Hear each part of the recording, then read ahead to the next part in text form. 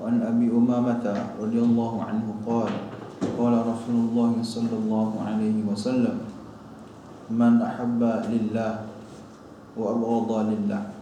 Sepatut apa hidup depan bagi baca hadis ni? Sepatut apa hidup depan bagi baca hadis ni?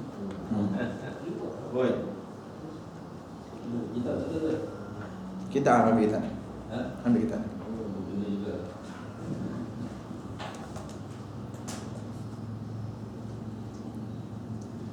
Dia kena latih. Bila latih ni nombor 30. Nombor 30. Tak ada lagi. An Abi Umamah radhiyallahu anhu qala Rasulullah sallallahu alaihi wasallam man ahabba lillah wa abghada Allah wa a'tallah Wa lillah wa abghada lillah wa a'ta lillah wa man'a lillah wa mana'a lillah faqad istakmala iman rawahu Abu Daud. Cukup. Satu je lagi duduk bawah senang, pakai terus kitabnya. Pakai terus. Okey. Next hadis baca lagi.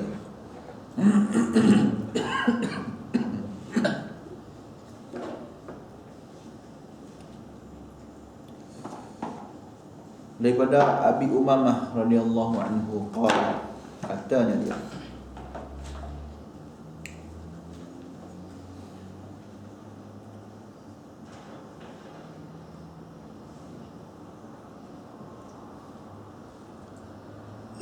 qala Rasulullah sallallahu alaihi wasallam, sabdanya Rasulullah sallallahu alaihi wasallam, man ahabba lillah,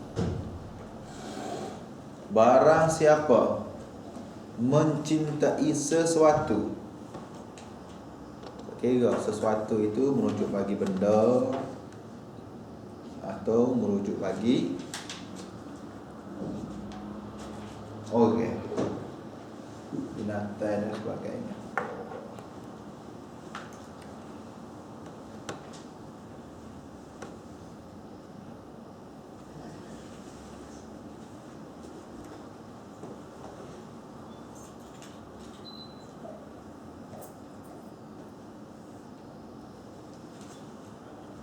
Wa abghadha lillahi, dan juga dia marah ataupun benci sesuatu kerana Allah Subhanahu wa taala.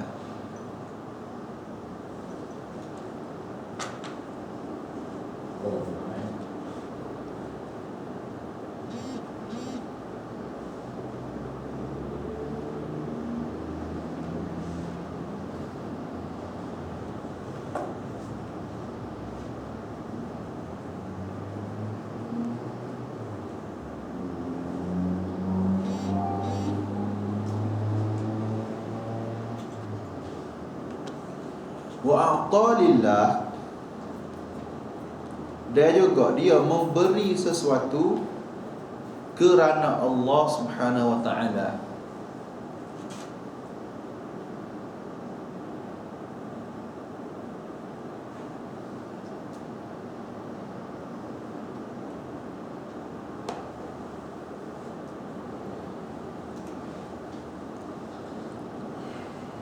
Faqad istakmalal imana, maka sengatinya wa mana'a lillah, dan dia menegah sesuatu.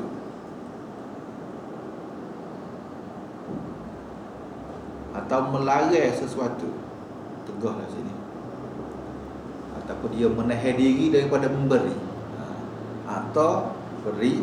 Mana'a ni dia menahan daripada beri, apa dia? Mana? Tahan daripada beri gitu lah. Maknanya dia menegah, dia sekat diri dia daripada memberi.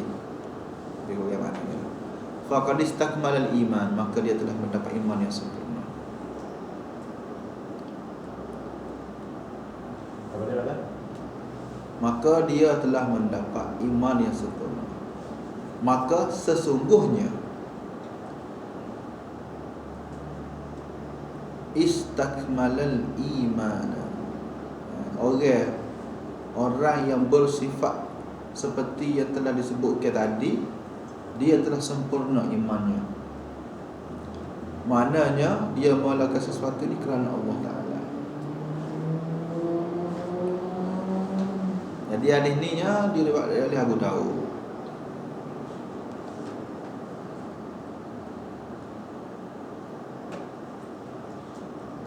Dan dalam riwayat Tirmizi daripada Muaz bin Anas, adanya padanya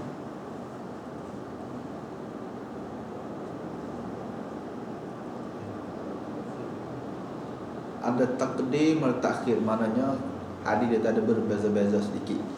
Dan juga padanya ada faqadis takmala imanahu. Ada hu kan, berubah, bukan berubah, tambah perkataan hu saja belakang. Jadi hadis ni hadis sahih lah. Jadi apa sebenar sekali hadis ni? Sekarang ni kita ngaji bab iman. Jadi hadis ni beritahu kepada kita tentang pertama sekali, kita sayang sesuatu, cinta sesuatu, kenalah ikhlas kerana Allah. Kalau kita memarahi sesuatu ataupun seseorang, satu kumpulan dan berbagai-bagai lagi, lillah, kerana Allah. Bukan kita cinta, kita sayang, kita marah, benci sebagainya kerana nafsu. Bukan benci saya kerana hasad dengki, bukan. Tapi kita kena buat kerana Allah. Dan juga memberi sesuatu pun kena kerana Allah. Bukan kita beri sesuatu untuk dapatkan sesuatu, kerana Allah. Dan kalau orang jenis bersifat dia menahan diri daripada memberi ataupun menahan diri daripada buat maksiat dan sebagainya, sebab dia tak layak menahan daripada apa. Kita boleh kata menahan diri daripada melakukan maksiat, menahan diri daripada buat perkara-perkara bid'ah, menahan diri daripada buat perkara-perkara syirik. Dia buat semua sekali kerana Allah Ta'ala. Jadi semua sekali yang dia buat ini kerana Allah Ta'ala, kerana Allah Ta'ala, kerana Allah Ta'ala, maka iman dia telah sempurna. Maknanya ikhlas ini termasuk dalam cabang-cabang iman. Ada ni rujuk bagi ikhlas lah, sifat ikhlas.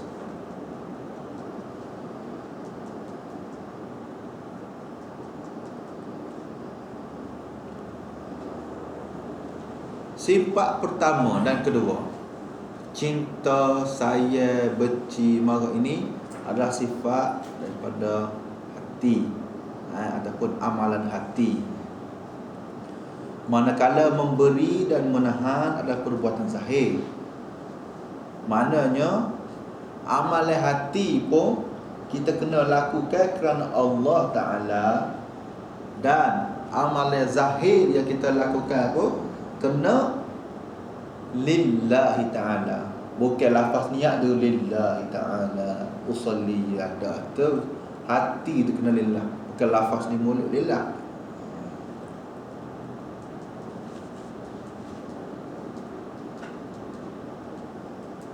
Cinta kerana Allah macam mana contoh dia?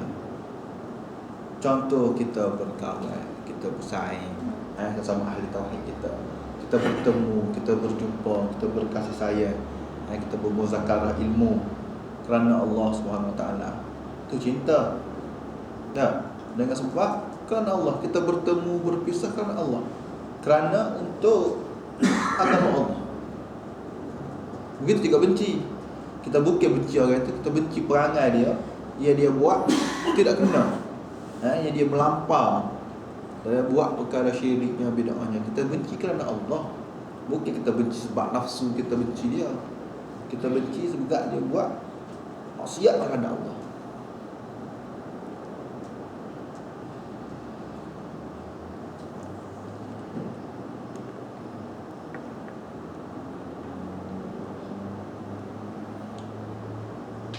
Dan kalau siapa dapat buat ni, semua sekali ni, dia dapat lakukan kerana Allah Subhanahu Wa Taala,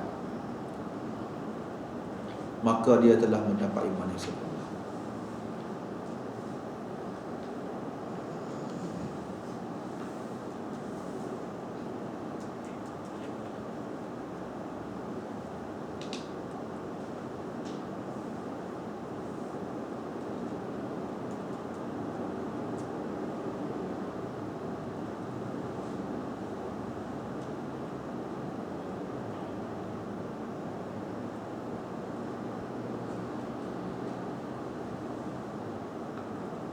Sebab itulah kita dalam mengajak manusia kepada tauhid pada Allah SWT ni, kita ni benci ataupun tak suka pada perbuatan dia. Jangan kita benci ataupun tidak suka kepada body dia. Sebab kita benci perbuatan dia, dia salah. Jadi dia buat maksiat pada Allah Ta'ala. Okey, habis itu baca hadis yang seterusnya.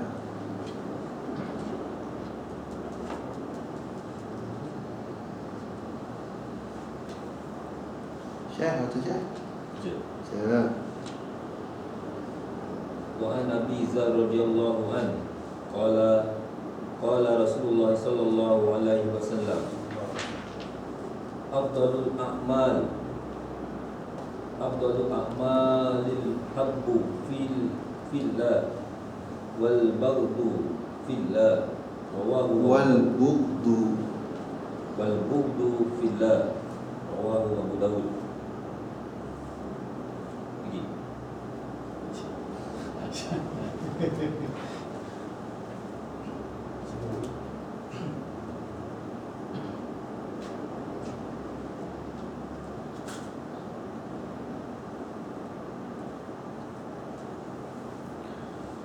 Daripada Abu Dzar radhiyallahu taala anhu, katanya dia, sabda Rasulullah sallallahu alaihi wasallam, afdalul a'mali al-hubbu fillah wal bughdu fillah.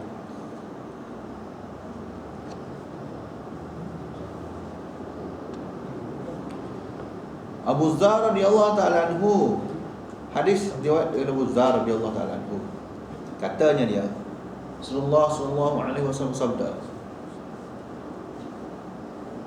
amalan yang paling afdal ialah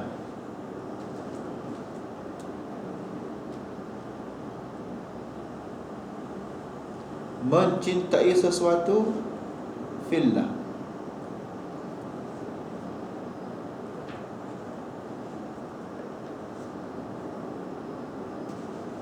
kerana Allah Ta'ala, wal bughdu fillah,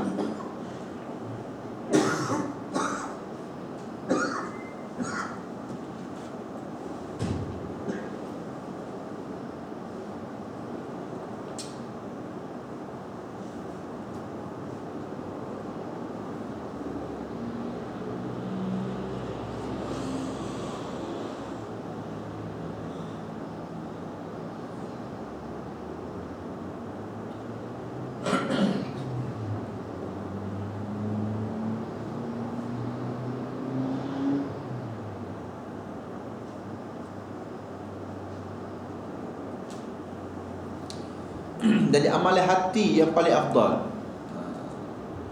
Amalan yang paling afdal sini amalan hati lah. Amalan batiniah dia panggil.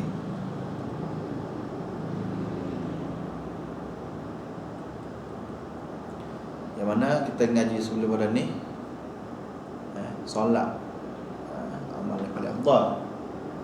Jadi kalau hadis ni kata, macam mana pula amalan yang paling afdal al-hubbu, jadi kita rasa bertentangan lah. Tapi semestinya tidak bertentangan. Solat itu adalah dia paling molek amalan badaniah. Sini pula afdalul a'mal, sini amalan batiniah, hati.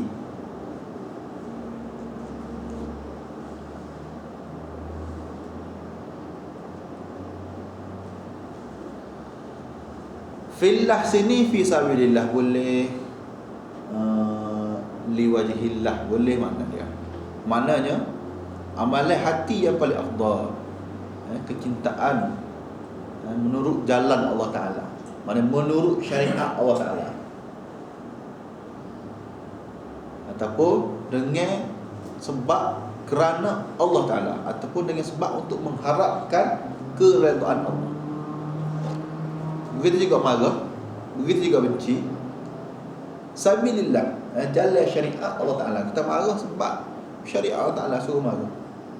Dah, orang buat maksiatnya, kita kena lari dan sebagainya, bukan kerana nafsu. Jadi kedua-dua amalan hati ini amalan yang afdal bila kita buat kerana Allah Ta'ala.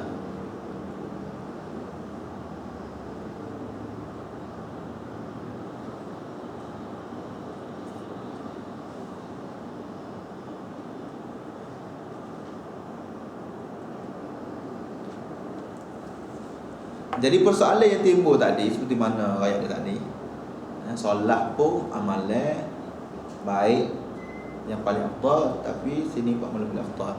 Tadi sudah bahas dah yang pertama kali perkara afdal ini dari segi batiniyah dengan badaniyah.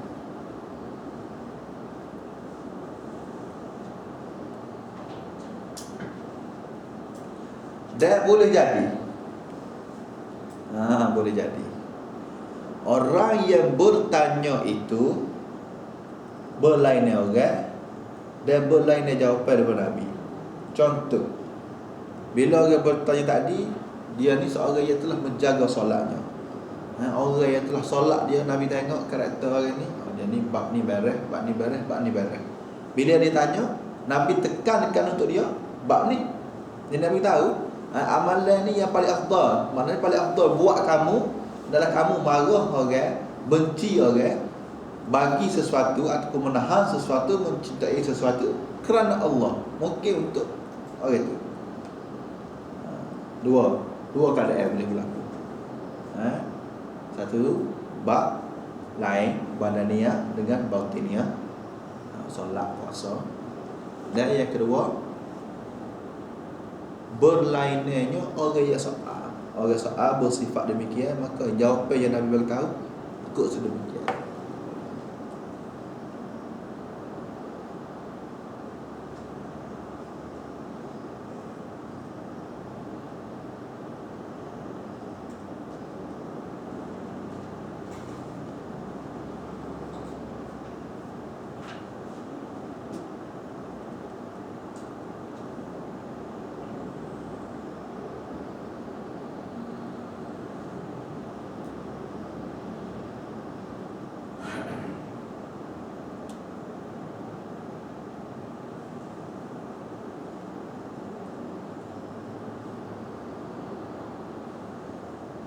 Dan yang ketiga, boleh buat periktibarannya ikut hasyiah.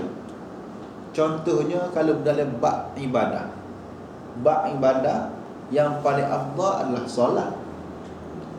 Kalau bab berbuat baik, maka berbuat baik pada ibu bapa yang paling afdal. Dan dari segi amalan batiniyah yang paling baik adalah kasih sayang kepada Allah Ta'ala. Dan kalau jihad yang paling afdal ialah jihad untuk menegakkan kalimah Allah Ta'ala. Maknanya dalam banyak-banyak solat, dalam banyak amalan solat ni kepala, dalam banyak-banyak buat kebaikan kepada ibu bapa. Contoh-contoh dia, maknanya di antara satu sama lain amalan ada tingkatan masing-masing. Ada yang afdal, ada yang kurang afdal. Jadi kalau mana nak berbelit kata macam mana tadi kata yang ni, lepas tu kata yang ni. Jadi ada 2-3 jenis jawapan lah yang dapat diuraikan di sini. Okey, habis. Jadi hadis ni diriwayatkan oleh Abu Daud.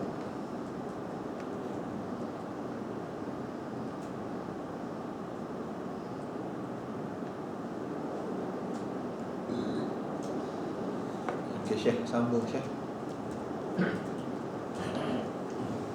Wa an Abi Hurairah radhiyallahu anhu qala Rasulullah sallallahu alaihi wasallam Al-muslimu min Man.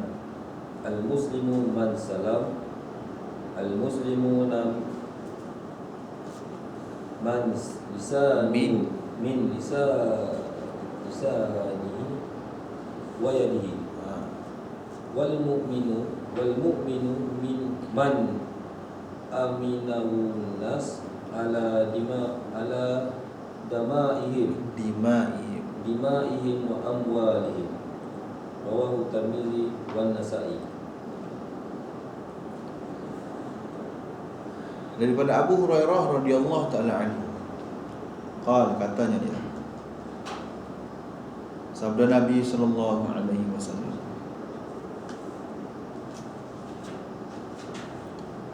al-muslim, orang Islam, orang yang bersifat Islam,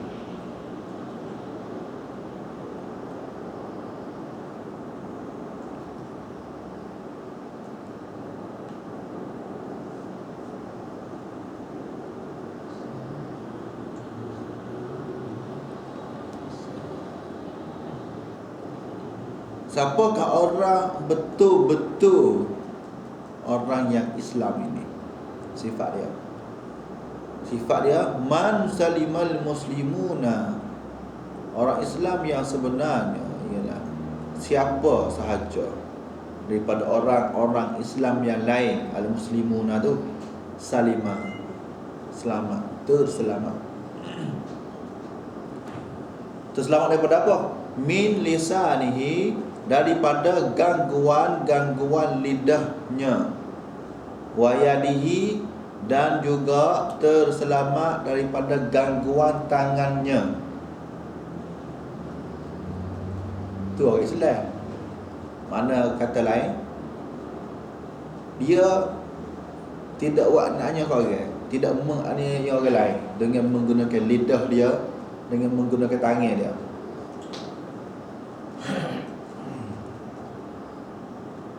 Itu orang Islam. Maknanya orang Islam ni kena jaga lidah dia dan juga tangan dia. Wal mu'min, dan orang mukmin pula macam mana? Man aminahun nasu, manusia yang lain ni aman daripada dia. Maknanya tidak terganggunya ala dimaihim, darah-darah mereka, wa amwalihim, dan harta-harta mereka. Mana kata lain, orang mukmin ini tidak menganiayai manusia yang lain dengan cara menumpahkan darah ataupun merampas harta.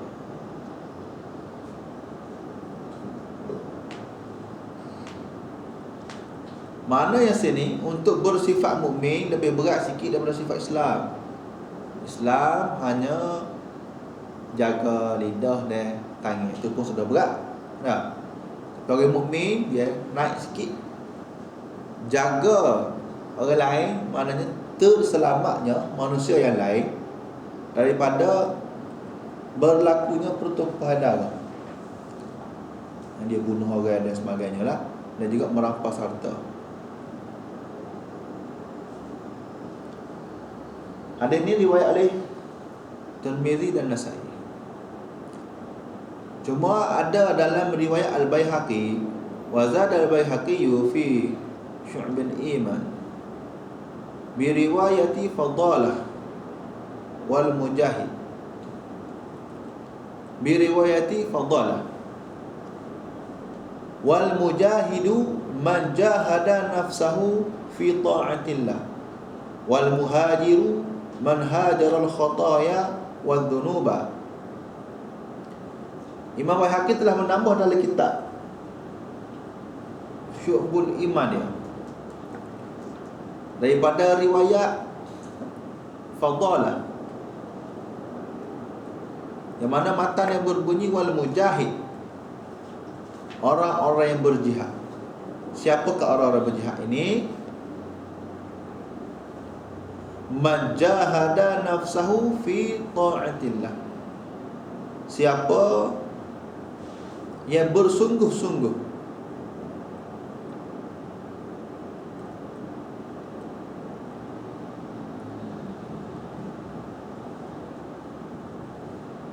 fi ta'atillah, dalam melakukan perkara taat pada Allah Subhanahu wa taala. Ni dipanggil mujahid. Antara mujahid lah. Mujahid yang paling besar sekali jihad sabilillah lah. Tapi antara jihad yang lain, orang yang bersusah payah menahan nafsu dia untuk taat pada Allah Ta'ala. Wal muhajiru, dan orang yang berhijrah, man hajara, dia sebenarnya berhijrahnya man hajaral khataya, mereka meninggalkan al-khataya, melakukan kesalahan-kesalahan, wadzunuba, dan melakukan dosa. Betul-betul hijrah, dia hijrah meninggalkan daripada melakukan kesalahan dan dosa. Dia cuba hijrah. Asal dulu dia seorang yang pendosa, dia berhijrah daripada seorang pendosa, jadinya seorang yang taat pada Allah Ta'ala dengan meninggalkan segala kesalahan-kesalahan. Maknanya bila dia tahu sesuatu benda tu salah, dia hijrah, dia berhenti daripada melakukan kesalahan tersebut, dia meninggalkan kesalahan tersebut dengan dia buat benda lain, benda baik. Ini sebenarnya sekali sifat bagi orang muhajir. Antara muhajir lah, antara sifat-sifat orang yang berhijrah. Maknanya mujahid sini juga termasuk orang yang menahan diri dia untuk taat pada Allah Ta'ala. Gitu. Jadi sini amalan-amalan yang disebutkan di sini termasuk dalam bab iman. Yakninya bila kita menjaga lidah kita, kita menjaga tangan kita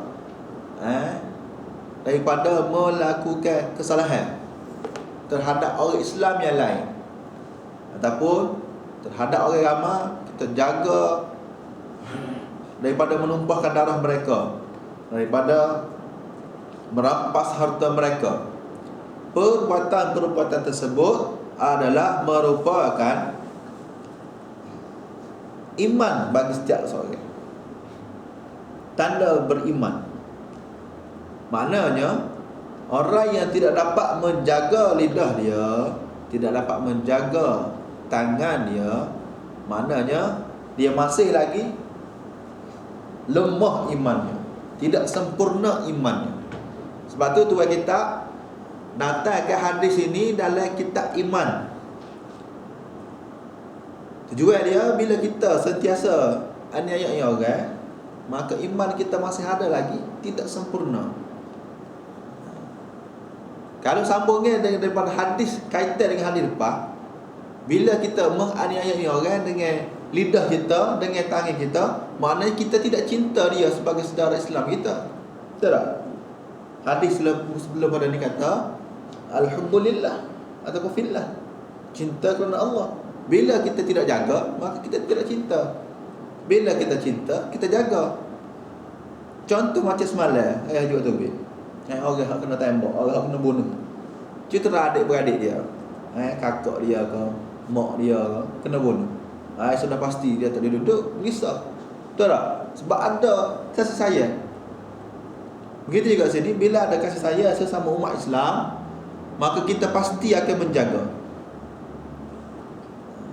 Sekarang ini sebab iman kurang lah, pakat duk cang ketinggal tu, ketua atas belakang tu tak, banyak benda yang berlaku sebab kekurangan iman. Jadi boleh kita buat kesimpulan, bila iman kita tidak sempurna, maka sebab inilah jadinya pertelingkahan dan sebagainya. Jadi lidah kita tak selamat, tangan kita tak selamat daripada orang lain. Semua orang kena belaka. Kejahatan tangan kita, orang lain pun terkena. Kejahatan lidah kita terkena orang. Hasil daripada iman yang tidak sempurna. Sebab itulah kita dituntut di sini untuk menjaga lidah kita, untuk menjaga tangan kita, untuk menjaga, menahan diri daripada melakukan pertumpahan darah dan juga merampas harta. Dengan kita menjaga semua ni, insya-Allah iman kita tu akan sikit demi sedikit akan terbina.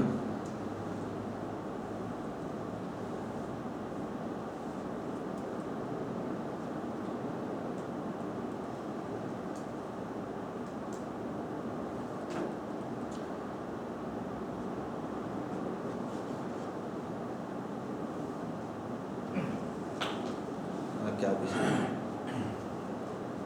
Syekh sambung Syekh.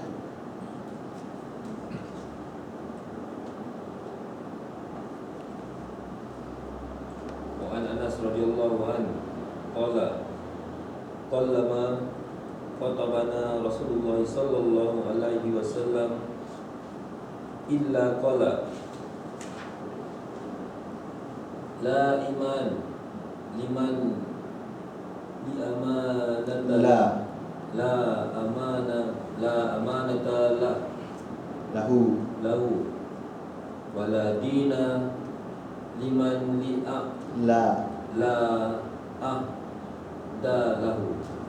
Rawahul Baihaqi fi Syu'abil Iman.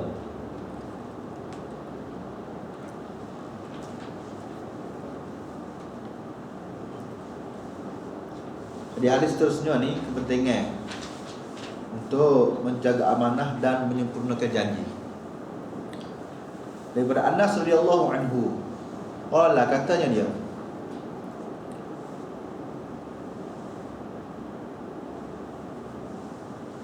qallama khatabana Rasulullah sallallahu alaihi wasallam,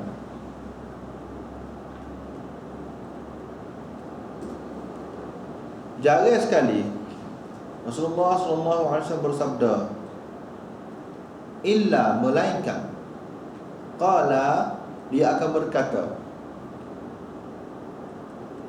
dia akan menyebutkan, la imana, tiada iman,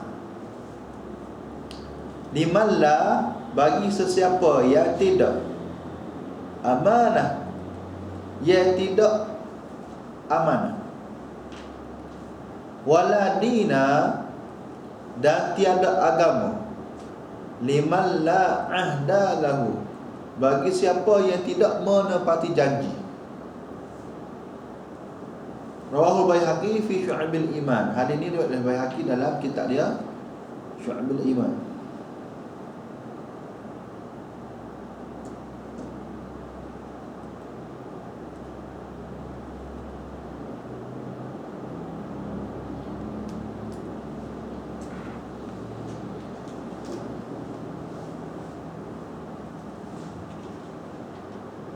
Jadi hadis ni bagi tahu ya, Nabi SAW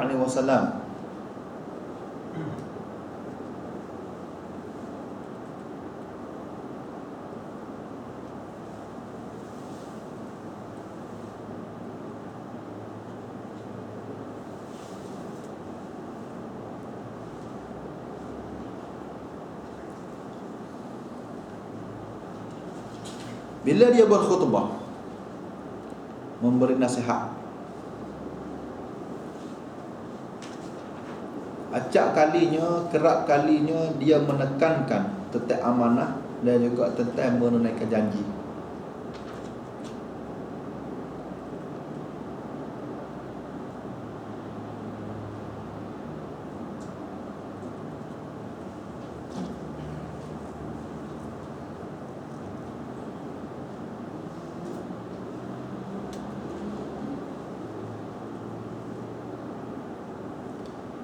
Jadi perkataan qallama ni dua perkataan saja. Qalla tambah dengan ma. Ma situ dipanggil ma masdari, ma masdariyah. Bila adanya qallama dan juga ada illa, maka sini dalam perkataan bahasa Arab, dia bukan nak menunjukkan banyak, bukan nak menunjukkan sikit, tapi dia nak menunjukkan tentang kepentingannya benda yang nak dibagi tahu.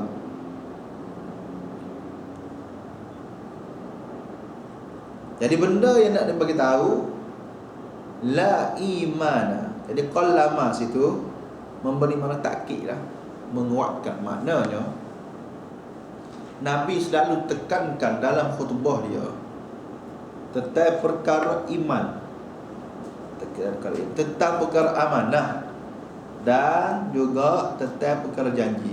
Mana beratnya bila orang yang tidak amanah. Seolah-olah orang yang tidak amanah ini orang yang langsung tidak mempunyai iman. Bila diberi tugas kepada mereka, bila diberi tanggungjawab kepada mereka, mereka tidak menyempurnakan amanah tersebut, maka seolah-olah orang ini tidak ada iman, seperti tidak ada iman.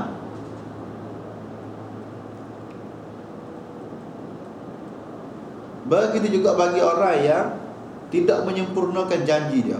Bila dia berjanji, dia tidak menyempurnakan janji dia. Seolah-olah orang ini tidak ada iman, tidak ada agama dalam dirinya. Maknanya satu benda yang besar Nabi tahu, bila kita memikul amanah, kita memegang jawatan sesuatu ke, diberi tanggungjawab sesuatu, maka kita kena lakukan dengan penuh amanah. Sebab sini perbuatan yang dilakukan untuk menunjukkan iman yang ada. Perbuatan badan tapi untuk menunjukkan iman. Dah. Perbuatan amanah, tanggungjawab, dan juga perjanjian, untuk tunaikan perjanjian, untuk sempurnakan amanah. Tapi kesan dia dapat dilihat iman tersebut. Jika dia boleh sempurnakan amanah dan sempurnakan janji dia, maka orang itu dalam diri dia ada iman dan ada agama.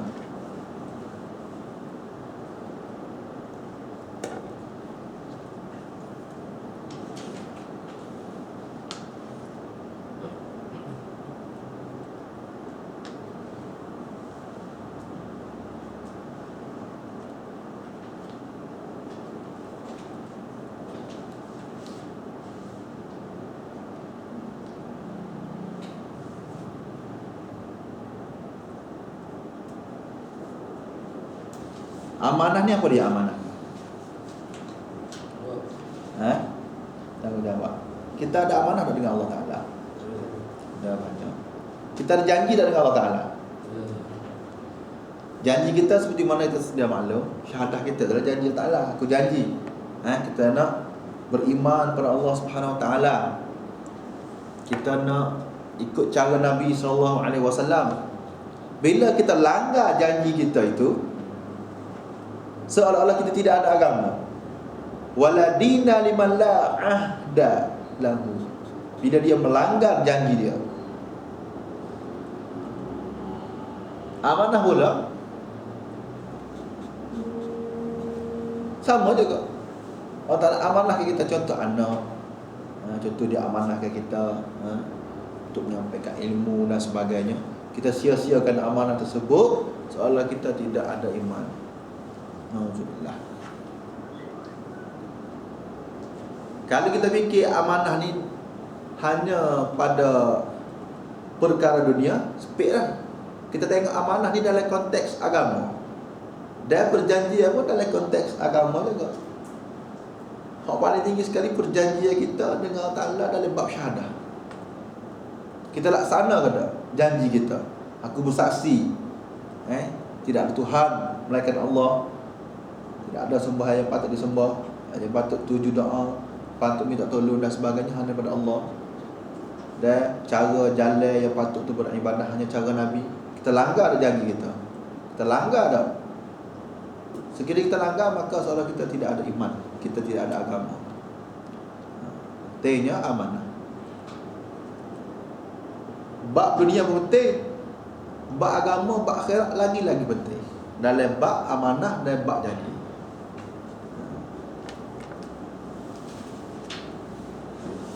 Habis dah pasal dulu. Sambung ke habis pasal ketiga ni. 3.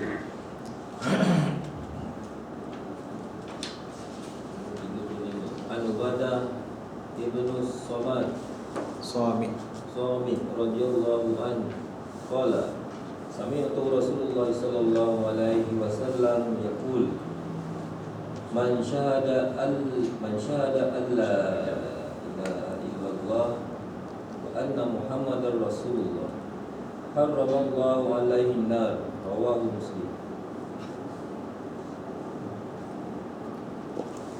Okey, fasa ketiga.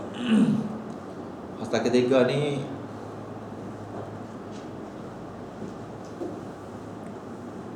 satu jaminan. Fasa ketiga. Hadis ini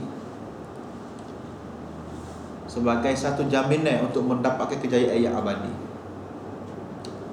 Daripada Ubadah bin Samit radhiyallahu anhu, katanya dia, aku telah mendengar Rasulullah sallallahu alaihi wasallam bersabda, "Man syahida, barang siapa yang bersaksi bahawasanya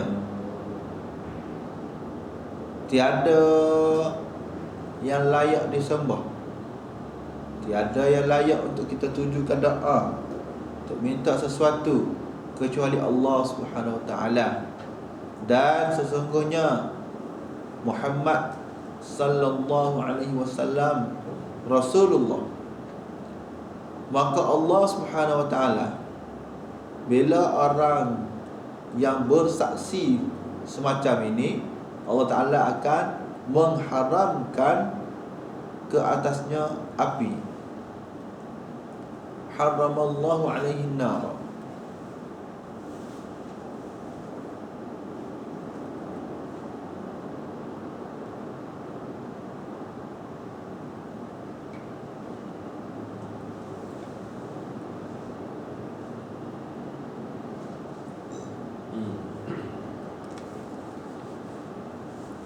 Jadi persaksian ini, ucapan kalimah syahadah ini merupakan satu jaminan untuk seseorang itu terselamat daripada api neraka. Kita tengok simple sahaja hadis ni. Barang siapa yang bersaksi adanya tidak ada